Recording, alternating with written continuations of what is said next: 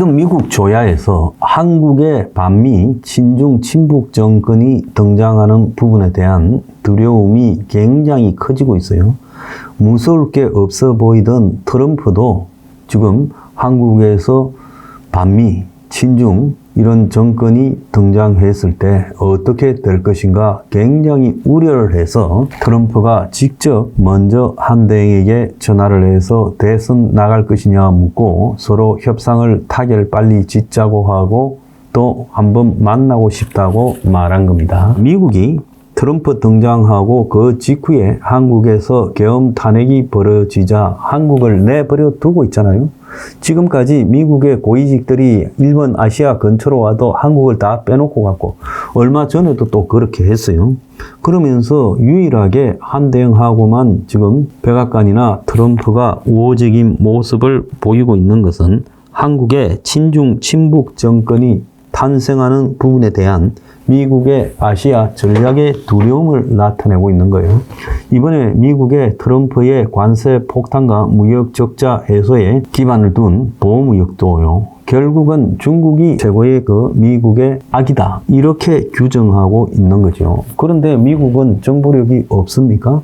한국의 이재명이가 요 근래 무슨 말을 했든지 상관없이 그가 과거 대선에 관계없이 내뱉었던 말들, 미군은 점령군이라는 말, 또 일본에 대한 이재명의 의식, 중국에 대한 이재명의 태도, 이런 것들이 미국에 차곡차곡 쌓여 있어서 이제 대선이 임박한 시점에서 이재명이가 하는 아첨성 친미 발언은 의미가 없다고 보고 있어요. 어제 보면요, 이재명의 통상책사 김현종이가 등판을 했다는 거예요. 이 김현종이는요, 노무현 정권 때 통상교섭본부장을 있다가 그 이후에 한국의 최고 대기업에 가서 수십억의 거액의 연봉을 받고 있다가 문재인 정권이 들어서니까 청와대 안보실 2차장으로 갔다가 거기서 굉장히 대립을 했던 인물입니다. 그런데 이재명이가 김현종을 민주당 통상안보 타스크포스 팀장으로 앉혀서 지금 한덕수 대행체제에서 졸속 대미 협상을 우려하며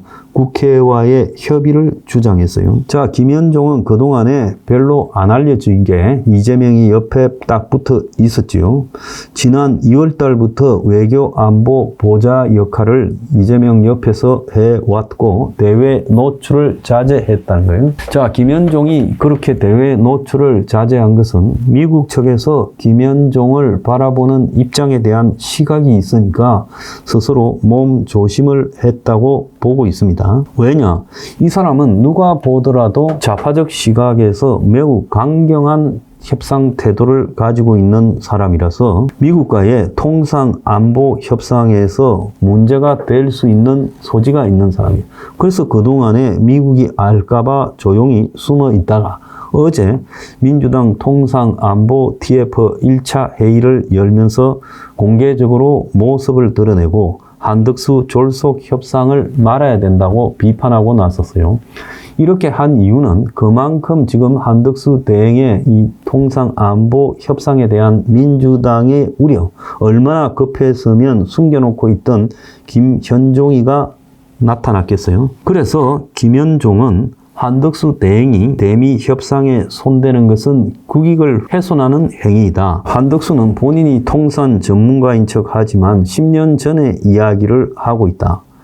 그래서 한덕수는 협상을 더 진행하지 마라 하면서 민주당이 관세 대응 통상팀 외교 안보팀으로 나누어서 지금 한덕수를 공격하겠다. 그래서 김현종이가 미국을 위한 비밀병기라고 이재명 주변에서는 이야기를 하고 있어요. 자, 그런데 김현종이가 노무현 때 한미 FTA 할 때하고 그때는 부시 정권이었죠.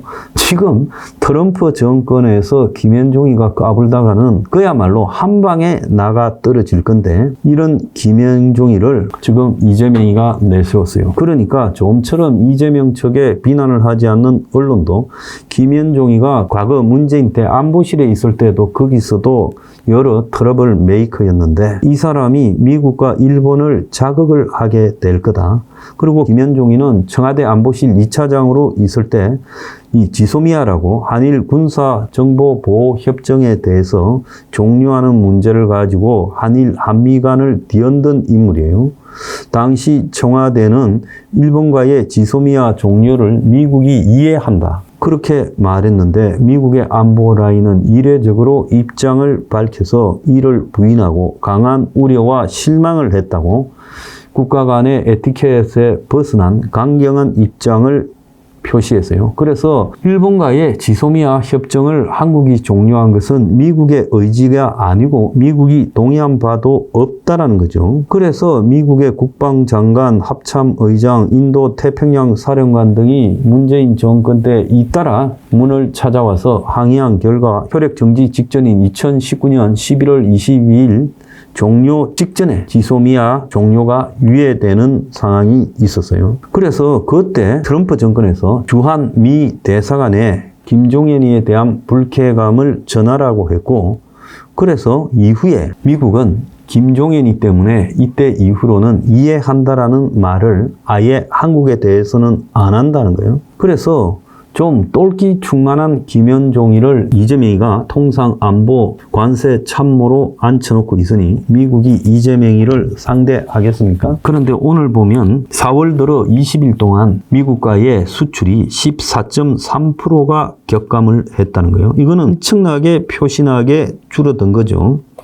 그래서 지금 미국과의 통상협상을 어떻게 마무리 짓느냐에 따라서 한국 경제가 박살나느냐 안 나느냐가 달려 있어요. 그래서 관세 부과가 유예된 반도체만 증가했고 나머지 가전, 컴퓨터, 석유, 철강, 자동차, 정밀기기 수출이 모두 격감했고 미국만 격감한 게 아니라 중국과도 3.4%가 격감해서 이중 타격을 입었다는 거예요. 그래서 지난해 수출의 한국 성장 기여도가 95%, 내수는 5%밖에 안 되고 수출 하나로 굴러가고 있는데 한국 수출의 40%를 차지하는 미국, 중국과의 관계에서 지금 한국이 완전히 코너에 몰리고 있어요.